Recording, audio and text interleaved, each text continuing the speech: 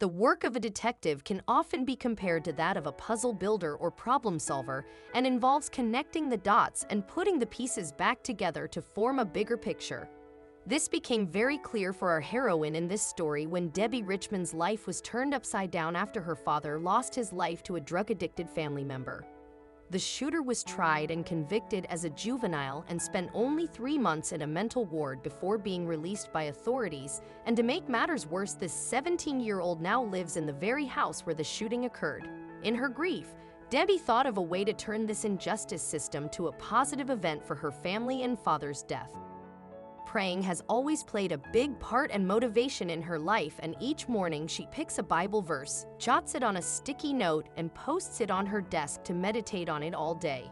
Monday's 3 verses indicated how each person has a particular strength and ability to contribute. Looking for alternatives, Debbie soon replied to an employment advert looking for a dispatcher, hoping that eventually she'd be able to move up in the department. Not in a million years did she ever imagine herself in a law enforcement authority career, but believed that God was guiding her to do this, although admitting that she was too much of a girly girl for the job. Believing it was a crazy idea, she decided to keep it a secret, but it was worth a try. She was determined and didn't want other people to be treated by the system as she was. Determined to turn the shocking crime that she and her father endured into a positive, she decided to apply for a dispatcher as a 911 operator.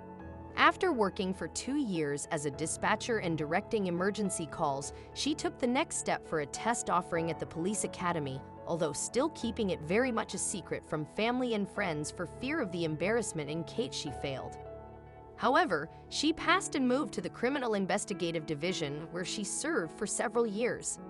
Now, after being with the police department for 20 years, this Tennessee native has moved into the field of detective and pursuing cases of criminal child and elderly abuse.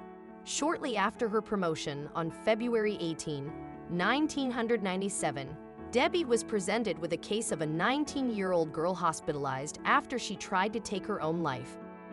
Never expecting her first case to be of such an extreme nature, it turned out that it would become one of the worst ever recorded in the Bristol Police State Department in Tennessee. The investigation revolves around a Baptist preacher and his wife who adopted a girl as a small child and kept her. The girl was ill-treated and punished until she was 19 years old. "I remember her threatening me that if I wasn't good, she was going to send me back," Elsa says. "And how much she didn't want me." Being a newly appointed and his being her very first case, Debbie was devastated at meeting Elsa in the hospital after she tried to take her own life. It was up to Debbie to try to figure out what had caused Elsa to take this drastic step, but it would not be an easy task. In an interview with Dr. Phil, Debbie said that Elsa appeared to be about 12 years old and covered in scars from head to toe. Joe and Evangeline, the adoptive parents of Elsa, were present at the hospital, but Debbie noticed that whenever they entered the room, Elsa would show signs of physical distress like trembling and a rise in blood pressure. When Elsa was being examined, Mr. Combs would hide behind the curtain. Debbie started to get suspicious about warning signs that other investigators seemed to have missed. In her gut, Debbie knew that Elsa's adoptive parents were hiding a dark secret. On Elsa's release, Debbie set up surveillance at her house, but never ever saw her there. She started thinking that maybe they did something even more terrible to her. Several months later, however, Elsa contacted Debbie and told her she wanted to tell her everything that happened to her over the last 19 years. Trying to solve this wasn't easy, and with most detective work it takes patience, intelligence, and a fair bit of common sense, plus a strong imagination to be a strong detective. Elsa finally knew that she had to save herself from her nightmare. She would have to reveal the truth about the ordeal she had been going through for the past 19 years. The detectives could only sit and listen, completely dumbfounded. "I always wanted to tell my story," she said. "I just wasn't strong enough and I wasn't ready. Now that I've healed and feel better about it, I need something good to come of this. This is something I'm finally ready to do."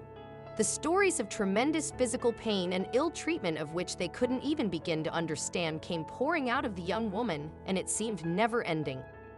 On her appearance on the Dr. Phil show, Elsa expressed that she felt that she never thanked Debbie enough for the absolute nightmare she saved her from.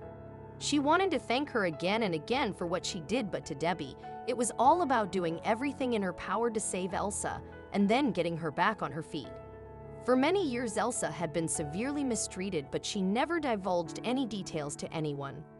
Finally, she was put in touch with this angel who had her own agenda to see through, and between the two of them, they managed to sort out their problems with a seemingly light at the end of the tunnel. I just wanted it all to stop. I wanted to stop being such a disappointment. Mostly, I just wanted to not be, and she was always saying she would be so much better off if I was, and after years of hearing that, you believe it. Debbie and Elsa formed a close bond early on. Eventually, after starting her new life, Elsa was threatened with being an unstable mother due to the trauma of her past and unfit to take care of her own child. Debbie stepped in and took care of Elsa's child to prevent her from going to foster care until Elsa could take control again. Detectives track and trace all possible leads to try and find out the truth, and yet somehow the truth to the mystery is staring them right in the face. Tough, careful investigation. Debbie ferreted out some information about Elsa's step-parents Joe and Evangeline Combs and the sudden changes in Elsa's behavior whenever she sees them. The case attracted national attention until eventually Joe and Evangelina were exposed. Their true colors are shown to the world as they were escorted away by the authorities and arrested for abuse. Joe got 100-something years sentencing and Evangelina 70-odd years. Elsa did not feel happy about this because somehow felt she had broken up the family. Both she and the other kids were somehow scattered to the wind, and she lost her entire family in one big swoop. Elsa said that she wasn't exactly happy when the Combses were sent to prison. I felt responsible for them going to prison, she said. When I lost my family, I lost everything I had ever known. It wasn't a happy day. What a noble thought for someone that has endured so much pain. It says quite a lot about loving your parents, but also about how truly damaged she had been over the years. Thanks to Debbie's instincts and investigation, the truth could be brought to light, and she was able to free Elsa from this nightmare. It took a lot of investigation to get the step-parents behind bars, and Elsa has since changed her name and started a family of her own. But there's a chance none of it would be happening, she said, if two people, Roger and Susan Combs, hadn't taken action on what she said and what they saw. Debbie still receives letters of recommendations as a result of that case. However, she feels not all that deserving, as she had a lot of help in the case, and with many decorations and certificates hanging on her wall, Debbie just proves that a devastating past does not have to hinder anyone from making a difference.